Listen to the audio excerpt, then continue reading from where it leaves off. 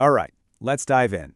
Today, we're talking about something that honestly completely changed the game for training deep neural networks. It's a beautifully simple idea that brought some much-needed order to a really chaotic process, and we're going to see exactly how it pulls it off.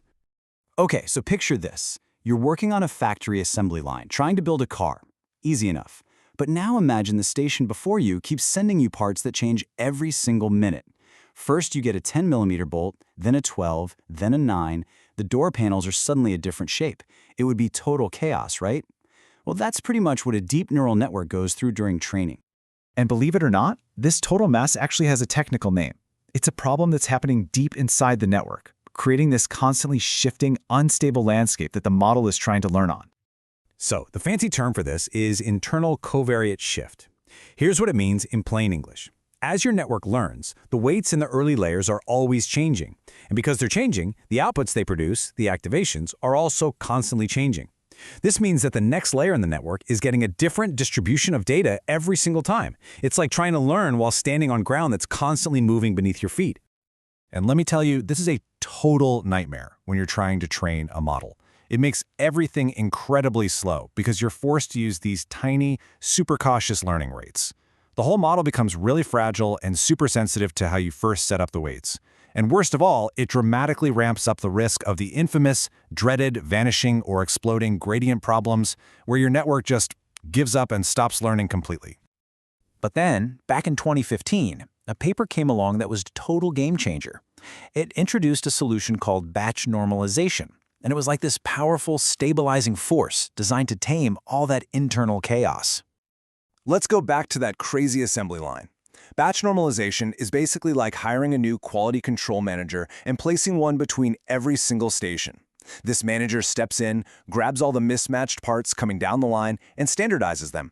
They make sure that every station, no matter what, gets a consistent, predictable set of parts to work with. And the results?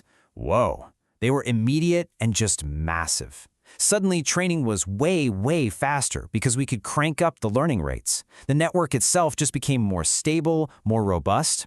And as a cool little bonus, batch norm also acts as a mild regularizer, which can sometimes mean you don't even need other techniques like dropout. You can really, truly see the difference when you look at the training curves. I mean, it's night and day. Without batch norm, you get this sad, jagged line, bouncing all over the place, struggling to go down. It's slow, it's unstable. But then you add batch norm, and look at that. You get this beautiful, smooth curve heading right down. That is what we call faster, more stable convergence. Okay, so how does this magic actually happen? What's going on under the hood with our quality control manager? Well, it all comes down to some surprisingly simple but really powerful math. It's a three-step process. First, for every small batch of data, the layer calculates the average, the mean, and the variance of all the activations. Simple. Step 2, it uses those numbers to normalize everything. It basically forces the data into this perfect, standard distribution with a mean of 0 and a variance of 1. That little epsilon in there is just a tiny number to make sure we don't accidentally divide by 0. But here's the stroke of genius, step 3. After forcing everything into this standard shape, the layer uses two learnable parameters, gamma and beta, to scale and shift the data again. This is so important.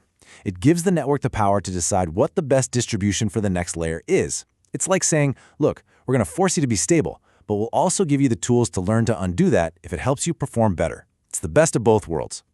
But, and this is where it gets really interesting, the story isn't quite that simple. Everyone agrees that batch norm works. I mean, the results speak for themselves. The real debate is about why it works so well. This whole thing blew up in a famous 2017 speech by Ali Rahimi. He basically stood up and said a lot of what we do in deep learning is like alchemy. You know, we have all these powerful recipes that work, but we don't always have a solid scientific understanding of the underlying principles. And he pointed to batch normalization as his prime example. So here are the two big theories. The original paper claims success because it reduces that internal covariant shift we talked about. Makes sense. But later research came out and said, well, actually, it might not be reducing that shift at all. The new theory is that batch norm's real magic is that it makes the loss landscape much smoother. It's like it paves a smooth highway for the optimizer, getting rid of all the potholes and sharp turns, making the journey to the best solution way easier. But let's leave the theory aside for a second, because there's a huge practical gotcha here that trips up developers all the time.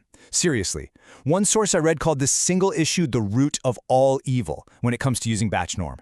And that issue is that it works differently when you're training versus when you're testing. Here's the deal. During training, it's calculating the mean and variance on the fly from every single mini-batch. It's dynamic. But then, when you're done training and you want to make a prediction on just one new image, that's inference mode, there is no batch. So what does it do? It uses a fixed running average of all the means and variances it saw during training. And if those running averages didn't get a chance to become stable and accurate, your model can perform way worse in the real world than it did during training. Okay, so keeping that tricky training versus testing difference in mind, where do we actually use this thing? And where should we maybe look for an alternative?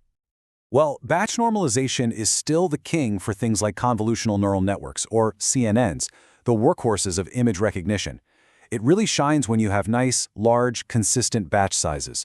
But for stuff like RNNs and transformers, which we use for language, batch sizes can be all over the place because sentences have different lengths. For those, we often turn to its cousin, layer normalization. Layer norm normalizes across the features of a single example, which makes it totally independent of the batch size. And you know what's crazy? For all this power, actually putting it in your model is dead simple. In a framework like Keras, it's literally just one line of code you slot in between your layers. But while it's easy to add, there are a couple little knobs you can tune: momentum and epsilon. That momentum value controls how those running averages for inference are calculated. And epsilon, that's the tiny stability number from the formula. The defaults are usually great, but if you're seeing that weird gap between your training and testing performance, tweaking these can sometimes make all the difference. All right, let's bring it all home. What are the big things to remember about this incredibly useful, if slightly mysterious, tool? At the end of the day, batch normalization was this incredible idea that tamed a completely wild and chaotic process, and in doing so, it let us build much deeper and more powerful networks. I think the big lesson here is that controlling the internal statistics of a network is a ridiculously powerful idea, even if we're still kind of arguing about exactly why it works. And that leaves us with a pretty cool question to think about. As our models get even bigger and more complex, what's going to be the next batch norm? What new ideas are out there waiting to tame the next generation of AI?